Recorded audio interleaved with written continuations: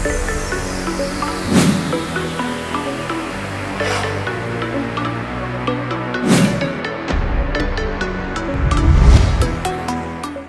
Hello welcome to వింతలు విచిత్రాలు. ప్రపంచంలో జరిగిన కొన్ని వింతలు విచిత్రాల గురించి ఈరోజు మనం చర్చించుకుందాం.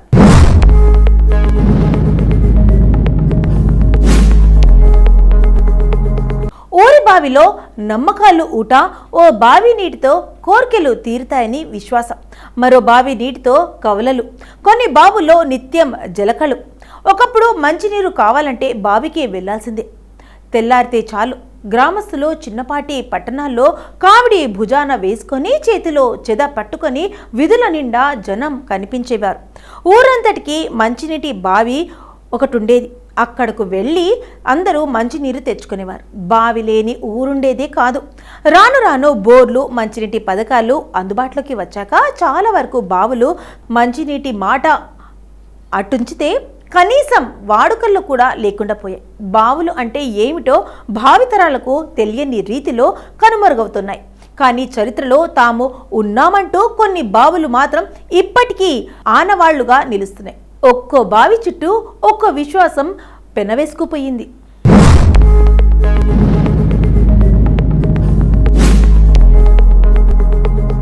దీంతో ఆ బావుల్లో నమ్మకాల ఊట ఇప్పటికీ ఊరుతూనే ఉంది. అలాంటి బావులివి. గో పీఠాపురం బోటన బావి కాకినాడ జిల్లా పెద్దాపురం మండలం చదలవాడ తిరుపతి క్షేత్రంలోని శ్రీ శృంగార వల్లభ స్వామి వారి ఆలయంలో ఉంది. సుమారు 9,000 సంవత్సరాల చరిత్ర కలిగిన ఈ ఆలయ నిర్మాణమంతా ఈ బావి నీటితోనే చేసినట్లు శాసనాలు చెబుతున్నాయి.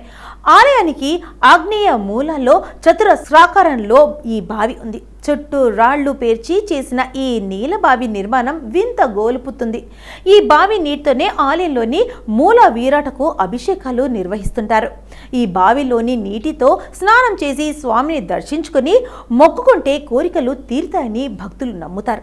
పెళ్లి, ఉద్యోగం, వ్యాపారం, సంతానం వంటి కోరికలు తీరుతాయని పలువురు విశ్వసిస్తున్నారు. కార్తీక మాసంలో ఈ బావి నీటితో స్నానం చేస్తే సంతాన భాగ్యం కలుగుతుందని భక్తుల నమ్మకం.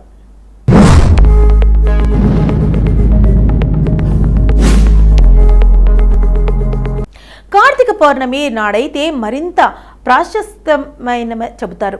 అది కూడా అర్చకులతో నీరు తోడించుకొని స్నానం చేస్తుంటారు. చైత్రం, శ్రావణం, ధనుర్మాసాల్లో భక్తులే స్వయంగా స్నానం చేస్తారు. ఈ ఆలయానికి వచ్చిన ప్రతి ఒక్కరూ ఈ బావి నీటిని సీసాల్లో నింపి తీర్థంలా తమతో తీసుకొని వెళ్ళి మామూలు నీటిలో కలుపుకొని స్నానం చేస్తారు. ఎంత వర్షభావ పరిస్థితులున్నా ఎప్పుడు ఈ బావి ఎండినా ఆనవాళ్లు లేవని స్థానికులు చెబుతుంటారు. ఎంత నీరు తోడినా ఈ బావి ఎప్పుడు నిండుకొండలా కళకళలాడుతుంటుంది. గొళ్ళగుంట నుయ్యి కాకినాడ జిల్లాలో మండల కేంద్రమైన ఉప్పాడ కొత్తపల్లిలో ఈ బావి పూర్వం నుంచి పేరుగాంచింది. గతంలో కొత్తపల్లి, కుతుకూడు మిల్లి, వాకతిప్ప గ్రామాలకు ఇదే మంచినీటి బావి. ఈ 3 గ్రామాల ప్రజలు ఈ బావి నుంచే మంచినీరు తెచ్చుకునేవారు. 100 ఏళ్ల నాటి ఈ బావి నుంచే పిఠాపురం మహారాజు వారి సంస్థానానికి గుర్రపు బగ్గీలపై మంచినీరు తీసుకువెళ్లేవారని పెద్దలు చెబుతుంటారు.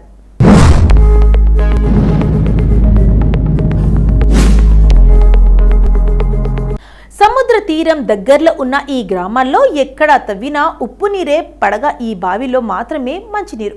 అది కొబ్బరి నీళ్ళలా ఉండటంతో ఆయా గ్రామాల ప్రజలందరూ దీనినే మంచినీటికి ఉపయోగించేవారు. ఎంతమంది ఎన్ని నీళ్లు తోడుకున్నా ఈ బావి ఎప్పుడు ఎండికపోవడం విశేషంగా చెబుతుంటారు.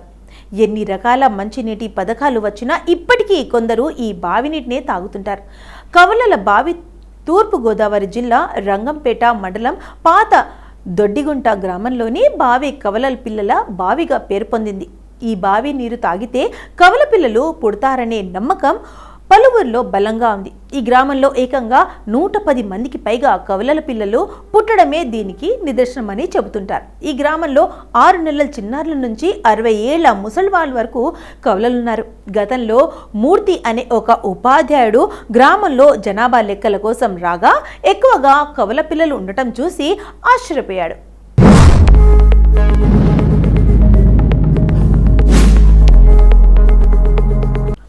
కొన్నాళ్ల కొన్నాళ్లకు ఆయన అదే గ్రామానికి ఉపాధ్యాయుడిగా వచ్చి అక్కడే నివాసం ఉన్నారు. కొద్ది రోజులకు ఆయనకు కూడా కవల పిల్లలు పుట్టారు.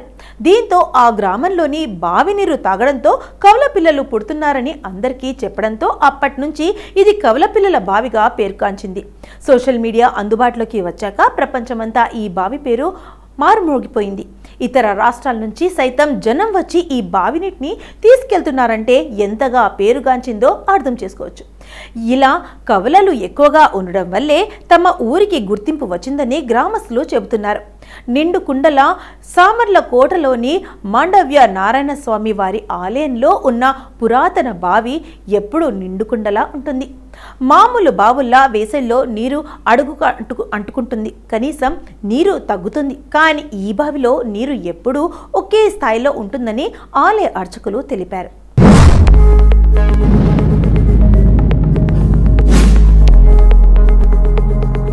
బావి నీరు వల్లే కవలలు, మా గ్రామంలోని బావి నీరు తాగడం వల్లే కవలలు పుడుతున్నారన్నది మా నమ్మకం.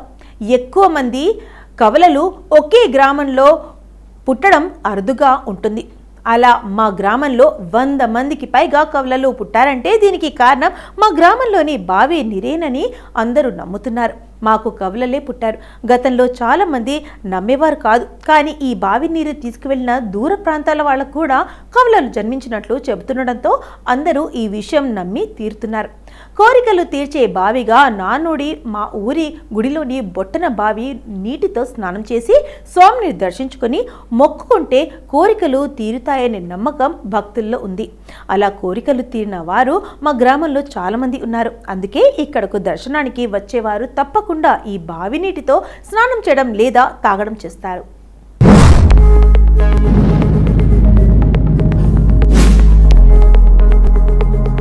తమతో పాటు నీటిని తీసుకువెళ్తారు. ఈ బావి నీటిని స్వామివారి తీర్థంగా భావిస్తారు. అంత పవిత్రంగా చూస్తారు. కోరిన కోరికలు తీరాక వచ్చి స్వామివారికి తులాభారాలు ఇస్తుంటారు. అపోహే ఇదిలా జరుగుతుందని మానసికంగా అపోహపడటం తప్ప బావి నీరు తాగడం వల్ల కవలలు పిల్లలు పుట్టడం, సంతానం కలగడం వంటివి ఉండవు. సంతాన ఉత్పత్తి జన్యుపరంగా జరుగుతుంది. మానసికంగా ఒక నమ్మకం కలిగించుకుంటారు తప్ప వాటి వల్ల ఎలాంటి సంతానం కలిగే అవకాశం శాస్త్రీయంగా లేదు. బావి నీటి వల్ల కాదు కవలలు పుట్టడం, సంతానం కలగడం వంటివి భార్య భర్తల మధ్య జన్యుపరంగా జరిగేవే, బావి నీటి వల్ల కాదు. అలాగైతే పూర్వం అన్ని గ్రామాల్లో బావులుండేవి, అందరికీ కవలలు పుట్టాలి కదా. ఇదంతా ఒక నమ్మకం మాత్రమే. ఎక్కువగా ఆడపిల్లల ఇంట్లో కవలలు పుట్టిన వారు ఉంటే ఆ కుటుంబంలో మిగిలిన వారి కవలలు పుట్టే అవకాశం ఉంటుంది. దొడ్డిగుంటలో ఇదే జరిగి ఉండవచ్చు. కేవలం 2 అండాలు విడుదలవ్వడం వల్ల మాత్రమే కవలలు జన్మిస్తుంటారు అంతే తప్ప బావి నీరు తాగడం వల్ల మాత్రం కాదు.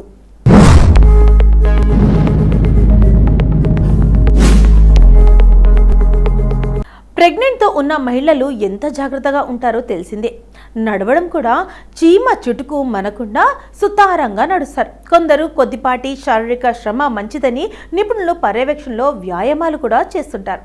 అంతే తప్ప మైకేల్ జాక్సన్ మాదిరిగా బాడీ అంతా స్ప్రింగ్లో ఉన్నట్లుగా డాన్స్లు చేసే డేరింగ్ మాత్రం చేయరు. కానీ ఇక్కడ ఒక మహిళ నిండు గర్భిణితో ఏ రేంజ్లో ఉత్సాహంగా డాన్స్ చేసిందో చూస్తే కళ్ళు ఆర్పడమే మర్చిపోతారు. అందుకు సంబంధించిన వీడియో నెట్టింట తెగ చక్కర్లు కొడుతుంది. ఆ వీడియోలో సునిధి చౌహాన్ అనే నిండు గర్భిణి Bollywood music సాంగ్పై ding dong డోల్కి ఉత్సాహభరితంగా dance వేస్తోంది. తన కోరియోగ్రాఫర్ సహితం డాన్స్ చేస్తూ కనిపిస్తుంది ఈ వీడియోలో. చూడడానికి ఆమె 9 నెలల గర్భంతో ఉన్నట్లు తెలుస్తోంది.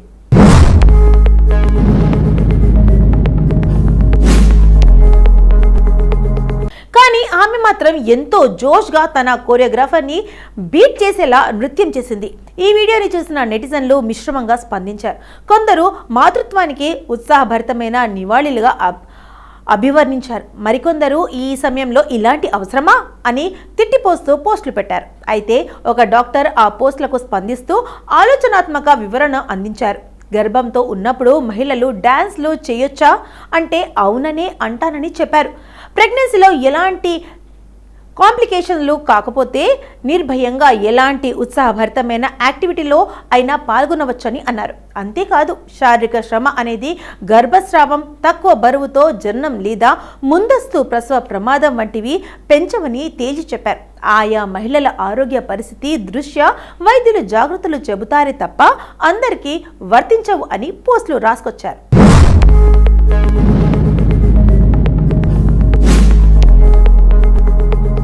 అనాథను ఆదరించి డిగ్రీ చదివించి పాయల్కు హల్దీ మెహందీ ఫంక్షన్ చేసిన కార్పొరేటర్ హోం నిర్వాహకులు. అనాథ అయితేనే ఒక పేద కుటుంబమే ఆమెకు అండగా నిలబడింది. పెద్దలంతా, ముఖ్యంగా మహిళలంతా పెద్ద దిక్కులా మారి ఆమెకు ఘనంగా పెళ్లిచ్చాలని నిర్ణయించుకున్నారు. ఇందులోనే భాగంగా హల్దీ వేడుకలు ఘనంగా నిర్వహించారు.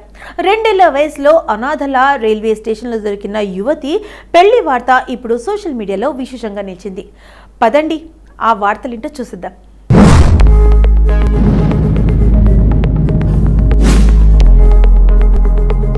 2 ఏళ్ల వయసులో రైల్వే స్టేషన్లో దొరికి పోలీసుల సహకారంతో ఆశ్రమానికి వచ్చింది. నిర్వాహకులే కుటుంబ సభ్యులై అన్నీ చూసుకున్నారు. పాయల్కు 2 ఏళ్ల వయసునప్పుడు సికింద్రాబాద్ రైల్వే స్టేషన్లో ఉండగా పోలీసులు హిల్ స్ట్రీట్ పాఠశాల ఆవరణలోని హోంకు అప్పగించారు. 2 ఏళ్ల వయసు నుంచి అక్కడే ఉంటూ డిగ్రీ ఆమె ఇక్కడే పూర్తి చేసుకుంది. ఆ తర్వాత ఆప్టమాలజీగా కోర్సు పూర్తి చేసి ఆ ఆప్టమాలజికప్లో ఉద్యోగం చేస్తుంది. చందానగర్కు చెందిన యువకుడిని ఇష్టపడింది. దీంతో ఆశ్రమ నిర్వాహకులు పెళ్లి చేయాలని నిర్ణయించుకున్నారు. ఆశ్రమ నిర్వాహకులు గ్రేస్, కార్పొరేటర్ కొంతం దీపిక, మరికొంతమంది దాతలు దృష్టికి ఈ విషయాన్ని తీసుకువెళ్లారు. బుధవారం రాత్రి ఆశ్రమం ఆవరణలో ఉత్సాహంగా మెహందీ ఫంక్షన్ నిర్వహించారు. వైభవంగా ఆ 3 ముళ్ళు వేడుకను పూర్తి చేసేందుకు అన్ని ఏర్పాట్లు చేశారు.